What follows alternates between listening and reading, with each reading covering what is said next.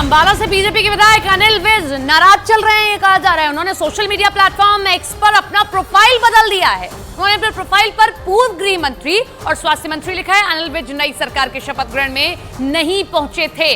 कल ही ये तस्वीरें सामने आई थी जब वो बैठक में से निकलकर सामने आ गए थे, और उसके बाद जिस वक्त शपथ ग्रहण समारोह हो रहा था उस वक्त भी वो वहां पर मौजूद नहीं थे, जबकि वरिष्ठ नेताएं बीजेपी के उनको मौजूद रहना था, लेकिन नाराजगी के चलते कहीं ना कहीं वो मौजूद नहीं रहे और अपने क्षेत्र में, अपने घर के आसपास अपनी चीजों में लगे रहे। ये दिखाता है कि वो नाराज चल रहे हैं। पूर्व की सरकार में मनोहर लाल खट्टर की सरकार में वो जो है गृह मंत्री थे, स्वास्थ्य मंत्री थे, बहुत सीनियर मंत्री हैं, इसीलिए शायद ये नाराजगी थी, क्योंकि हमने देखा कि इस बार नायब सिंह सैनी के साथ सिर्फ दो बड़े चेहरे जिन्होंने शपथ ली। हरियाणा के पूर्व मुख्यमंत्री मनोहर लाल खट्टर ने अनिल विज की नाराजगी पर बयान दिया। उन्होंने कहा कि बातचीत के बाद अनिल विज मान जाएंगे। किसी बात पर नाराज हुए थे वो भी घटना याद है। एक स्वभाव है, थोड़ा नाराज जल्दी होते हैं, लेकिन नाराज होने के बाद बहुत जल्दी ठीक भी होते हैं। कई मौके ऐसे आए हैं जब किसी न किसी बात को लेकर के उनको नाराजगी जाहिर की है।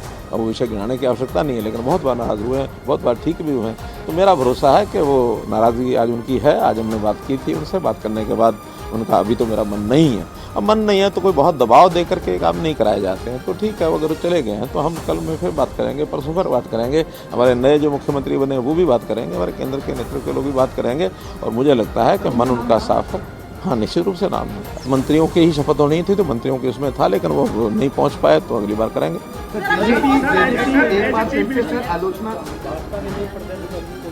अब चूंकि ये प्रदेश अध्यक्ष और साथ में मुख्यमंत्री भी हो गए हैं, हमारे यहाँ एक व्यक्ति को एक ही पद मिलता है, तो मुझे लगता है निश्चित रूप से बहुत जल्दी नए प्रदेश अध्यक्ष होंगे। लोकसभा चुनाव में भी बीजेपी हरियाणा में सभी 10 लोकसभा सीटों पर अपने उम्मीदवार खड़े करेगी।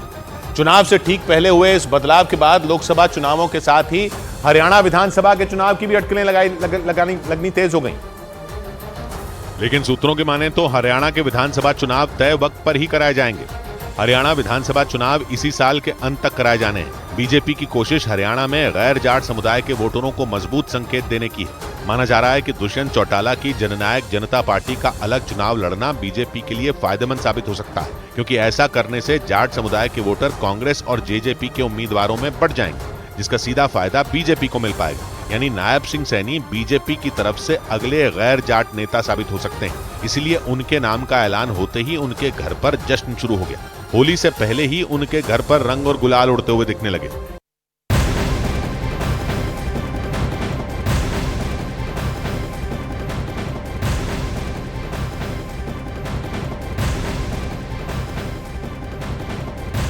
तो हरियाणा में इस वक्त आप देख रहे हैं कि बीजेपी ने अकेले सरकार बना ली है। पूर्व में जेजेपी के समर्थन के साथ में सरकार बनी हुई थी। जेजेपी के जो नेता हैं वो मुख्यमंत्री थे, लेकिन ये सब कुछ शुरू हुआ लोकसभा चुनाव को लेकर, जब जेजेपी ये मांग कर रही थी कि उसको कम से कम एक सीट तो मिल जानी चाहिए, लेकिन बीजेपी तैयार नहीं थी। 2 सीटों की मांग थी, लेकिन बीजेपी 1 सीट देने को तैयार थी। और इसी के बीच में दीपेंद्र हुड्डा बीजेपी पर निशाना साध रहे हैं। बीजेपी ने चुनाव से पहले हार मानी, जनता के रोष से बचने के लिए परिवर्तन किया गया है।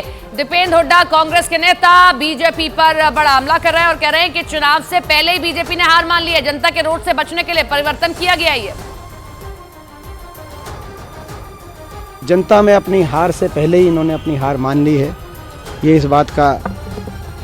और साथ में मैं ये भी कहना चाहूँगा, हरियाणा का इतिहास ये दर्शाता है, जब जब चुनाव से कुछ महीने पहले, चंद महीने पहले हरियाणा में जनता के रोष से बचने के लिए कोई परिवर्तन किया गया है, सत्ता दल को उसका दुष्परिणाम भुगतना पड़ा है और ज़्यादा जोर से लोगों ने उस सरकार को सत्ता से बाहर करने का काम किया है।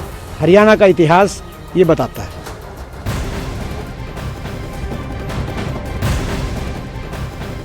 देश भर में सीए लागू हो चुका है और सरकार के इस फैसले के खिलाफ सुप्रीम कोर्ट में याचिका भी दाखिल की गई है। आज सीए के खिलाफ सुप्रीम कोर्ट में सुनवाई हो सकती है। मुस्लिम संगठनों की ओर से सुप्रीम कोर्ट में सीएए के खिलाफ याचिका दायर की गई और संभवतः आज इस मामले पर सुनवाई हो जाए। देश भर में सीए लागू, कुछ ऐसे शरणार्थी, कुछ पर्टिकुलर धर्म से जुड़े शरणार्थी, उनको भी अब नागरिकता मिल जाएगी सीए कानून के तहत। लेकिन मुस्लिम संगठनों ने सुप्रीम कोर्ट में इस पूरे मामले के खिलाफ याचिका दायर कर दी है। एनआरसी हम नहीं सुनेंगे, हम नहीं करने देंगे। जनता को कोई इंसानियत को इंसाफ ना मिले, ये काम हम नहीं करने देंगे। सब गलत भ्रम पैदा कर रहा है। मानुष ममता जी का बाद में विश्वास नहीं करता है। सबको मालूम है झूठा बात है। वो चुनाव में बुरी तरीके से तृणमूल हारने वाला है, इसलिए ये ड्यू टू हर फियर साइकोसिस she is saying this type of false and fake campaign.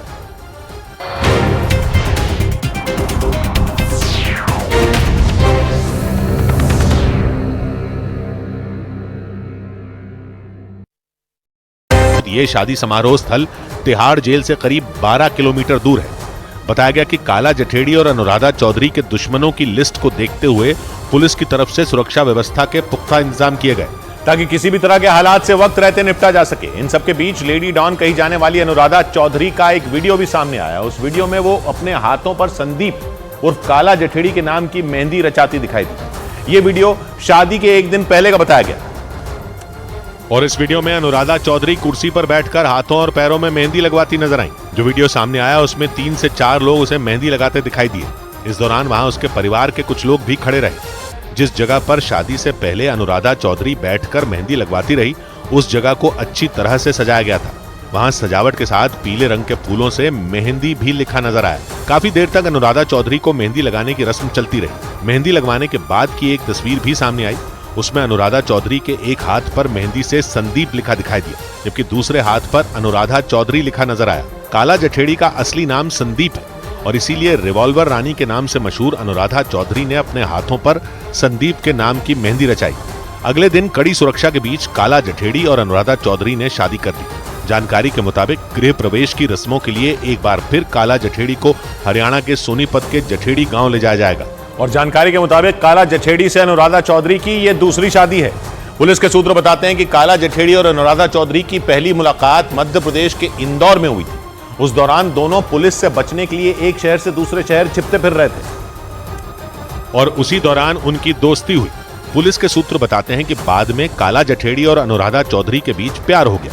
हालांकि दोनों को पुलिस ने जुलाई 2021 में एक साथ उत्तर प्रदेश के सहारनपुर से गिरफ्तार कर लिया था। उनकी गिरफ्तारी के बाद ये पता चला कि दोनों 9 महीने से लिव इन रिलेशनशिप में रह रहे थे। दिल्ली पुलिस के सूत्रों का दावा है कि काला जठेड़ी जेल में बंद गैंगस्टर लॉरेंस बिश्नोई का करीबी है और उस पर दिल्ली, हरियाणा, पंजाब, राजस्थान और उत्तर प्रदेश में हत्या और जबरन वसूली समेत 1 दर्जन से ज्यादा केस दर्ज हैं। गैंगस्टर काला जठेड़ी से शादी करने वाली अनुराधा चौधरी का नाम भी अपराध की दुनिया में कुछ कम नहीं। जानकारी के मुताबिक अनुराधा चौधरी राजस्थान के सीकर जिले की रहने वाली है।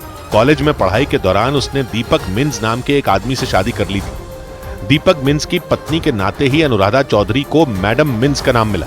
शादी के बाद अनुराधा अपने पति के साथ मिलकर शेयर मार्केट में पैसे लगाने लगी। उसी दौरान उस पर करोड़ों रुपए की ठगी करने के आरोप लगे। बाद में उसका नाम कई अपराधों से जुड़ा। दावा किया गया कि इसी वजह से उसके पति ने उसका साथ छोड़ दिया। पुलिस के सूत्र ये भी बताते हैं कि